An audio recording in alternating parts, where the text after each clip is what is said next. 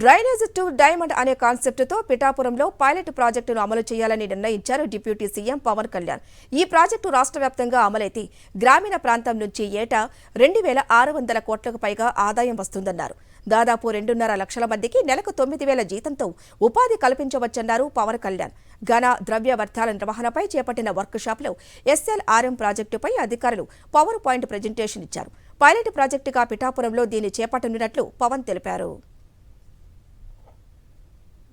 ఈ solid liquid resource మేనేజ్మెంట్లో పడేసిన ప్రతి చెత్త పనికిరాంది అనుకున్న మన ఇంట్లోంచి పడేసింది అది ఇంకో చోట సంపాదన అవుతుంది. ఇవన్నీ అనేది మేము ముందుగా దీన్ని పిఠాపురంలో ప్రారంభిద్దాం. దీన్ని ఎందుకంటే నా కంట్రోల్లో కంప్లీట్గా ఉంటుంది కాబట్టి ముందు ప్రయత్నం చేద్దాం. అక్కడ దాదాపు 54 పంచాయతీలు ఉన్నాయి. అక్కడ 2 మున్సిపాలిటీలు ఉన్నాయి, కొలప్రోలు, పిఠాపురం. సో ఇక్కడ ప్రారంభిద్దాం. ముందు పడేసి చెత్త ఎంత విలువైందని చెప్పడానికి దాదాపు 2,643 కోట్ల వర్త్ ఇన్కమ్ జనరేట్ చేయగలిగేది.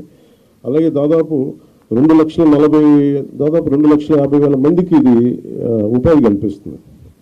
సో దీన్ని చేయడం అంటే ఒక కల్చరల్ చేంజ్ పట్టుకోవాలి. దీనికి ఆ ప్రయత్నం మేము చేస్తున్నాం. ఆ ప్రయత్నంలో